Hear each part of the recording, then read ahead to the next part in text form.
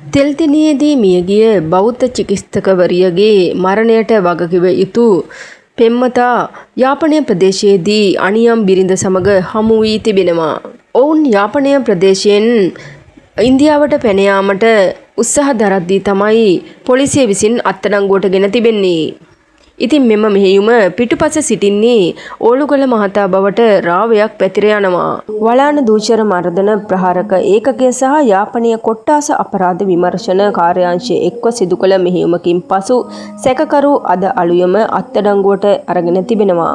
සැකකරු විසින් බෞද්ධ චිකිත්සකවරිය මරා දැමීමෙන් අනතුරුව මිගමුව හලාවත යන ප්‍රදේශවල සිට ඇති අතර එහිදීද ඔහු වෙස් වලාගෙනයි සිට තිබෙන්නේ. දින කිහිපයක් යාපනය ප්‍රදේශයේ රැඳී සිටීම සඳහා ඔහු දමිළ භාෂාවද පුහුණු වී තිබෙනවා. ඒ ඔහු දමිළ ජාතිකයෙක් බව හැඟවීම සඳහා තෙල්දෙණිය ප්‍රදේශයේ නවතා තිබූ මෝටර් රථයක් තුළ තිබී 33 හැවිරිදි අදාළ තරුණියගේ මළ සිරුර සොයාගනු ලැබුවේ පසුගිය 17 වෙනිදායි. පසුව ඇය වැලිගම් ප්‍රදේශයේ පදිංචිකාරිනියක් බවට අනාවරණය වී තිබුණා. මේ අතර අත්අඩංගුවට ගත් සැකකරු සම්බන්ධයෙන් මෙතෙක් කළ විමර්ශනවලදී මුදල් වංචා කිරීම සම්බන්ධයෙන් ගම්පහ අලුත්කඩේ තිස්ස මහරාම කඩුවෙල හා හොරණ යන අධිකරණවල නඩු පවතින බවටත් තොරතුරු අනාවරණය වී තිබෙනවා.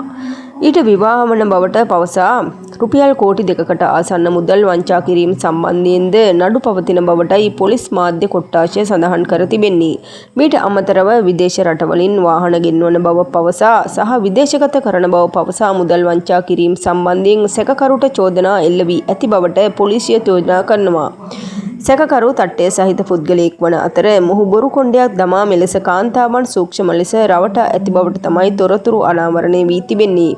ඒ වගේම මොහු පරිගණක මුද්‍රකාංග ඉංජිනේරුවරයෙක් බවටත් වාර්තා පළවුවද එය අසත්‍යයක් බව හෙළි වී තිබෙනවා. අත්අඩංගුවට ගත් සැකකරු නුවරඑළිය පොලිසියට බාර දීමෙන් අනතුරු රැඳවුම් නියෝග ලබා ගැනීමට නියමිත වනවා. ඉතින් මේ වගේ අලුත් තොරතුරු දැනගන්න අපේ නාලිකාව සබ්ස්ක්‍රයිබ් කරලා තියාගන්න.